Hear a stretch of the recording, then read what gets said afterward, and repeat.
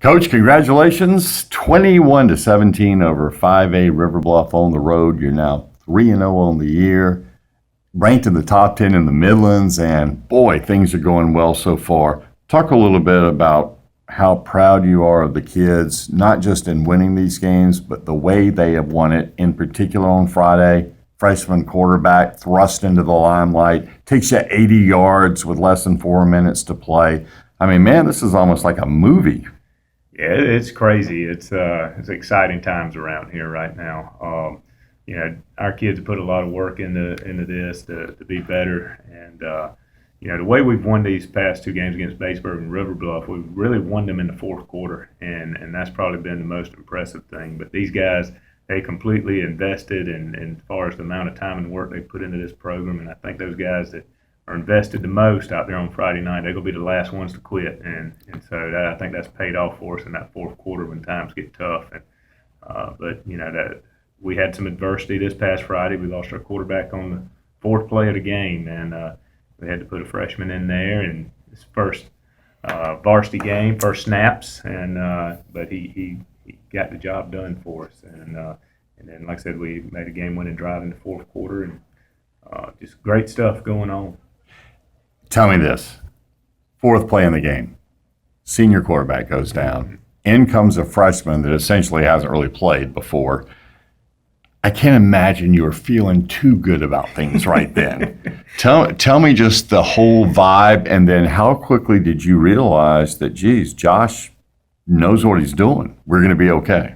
Well, anytime you lose a player, during the ballgame, a starter, and then your starting quarterback, and Tyler's done a great job for us. And you lose your starting quarterback, it's almost like a gut punch. It takes the air out of you as a coach. It takes the air out of your team. The only saving grace, I guess, for all of us is we didn't have time to think about it too much when it happened, because that's the nature of the football game. You have to regroup and move on. And so Josh, whether he was ready or not, got thrown in there, and I called a pass on his second snap, and he completed it. But it was something that I felt like he could throw and complete, get him some confidence, and but we just threw him right on in there. And as far as the playbook, I mean, Josh, he's got a handle on it. I really, believe it or not, I was not concerned about the playbook with him, because I felt confident that he knew it. He's done a great job. He's been here all spring practice, all summer, and we work. Coach Warner, our quarterbacks coach, does a great job working those other guys in, getting reps during the week. So I had confidence. The only thing I kind of pulled off a little bit was maybe the quarterback runs at that point. Just because I want him to get hurt. Right. We couldn't afford to lose another one at that point. So, but as far as everything else, it was full go. And then 17-14, you guys get the ball back after River Bluff kickoff into the end zone. So you got 1st and 10 from your own 20. You're 80 yards away. Three could have tied it, but you don't want 3. You want 7. And here's this freshman, and is with more pressure than he's felt obviously the whole game. And you said that he was as cool as a guy can be, and took you guys down the field methodically. If anything, scored 2 quickly. Yeah, he was cool as ice out there, and he completed, I think, at least 3 or 4 passes on that drive, 4 passes on that drive. And Contreras had a couple good runs, and it all kind of came together on that drive. And we almost scored 2 quick ourselves at that point, matter of fact, because it was like 4 minutes to go, and we ended up scoring in about 2 minutes and a half. And, but Josh hung in there, especially on that screen pass to Contreras. That wasn't easy. He had people coming down hard on him, and then Contreras had a D lineman hanging on him. He had to throw the ball just right in the right spot to keep that defensive lineman from getting the ball, and but made a great throw under fire right there. And then Contreras, he did his thing and made a couple people miss and got in the end zone. Talking to Dylan and to Jackson earlier, and as well as Josh, I asked them about having this early success and how it's revitalized kind of the school spirit and the whole school, the whole community even.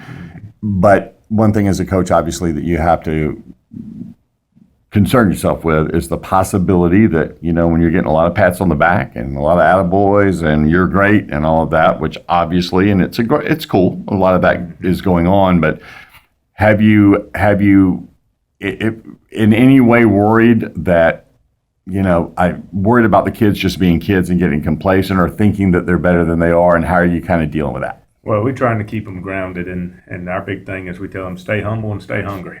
And that's what got us where we are right now. And so if you lose that, we'll be right back where we were, and we don't want to go back there. So, that's just the little thing that we've been saying is stay humble, stay hungry, and, and we're not letting up on how much we're working them, and, just trying to keep them grounded and focused in on one game at a time. And the only thing that matters right now, and the other stuff, we can celebrate that. I told them last week, actually, I told them we can celebrate that Batesburg win in December or January or something, but right now we're worried about River Bluff. And, and it's the same way this week with Airport, that's where our focus is at.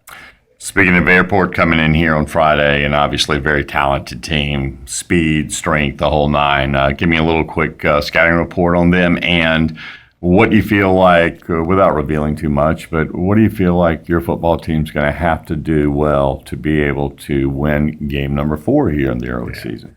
First of all, Airport's got an outstanding team. They have a lot of good athletes, that they get the ball to. Carry on is very good. I had to see him last year when I was at Swansea.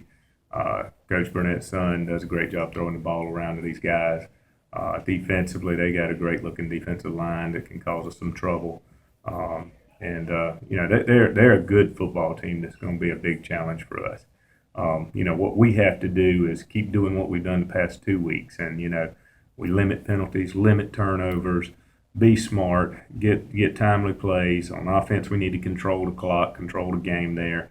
And that's the kind of things that's made us successful is all those little things coming together. And so we got to keep that up.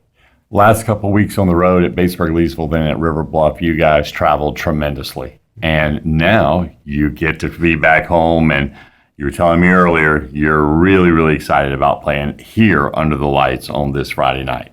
I can't wait. It should be something special, really. Our fans have really come out at Batesburg and River Bluff, and I think we gave those people a run for their money on who had the most people at those games. And I can't wait with the home game here to see our crowd that we're going to have, because we got to buy in. It's not just mamas and daddies. It's like one of the kids said a while ago to you. We got our student bodies all in. They got a great student section. They come out every night, support us home or away, and then our community's fired up. There's a lot of people in the community now that's coming back out to see what's going on with Gilbert football, and that's great.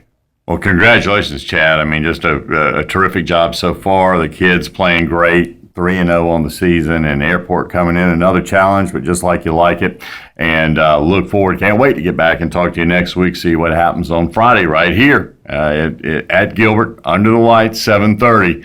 And you want to tell those fans to be here, right? That's right. Come on out. All right, thanks, man.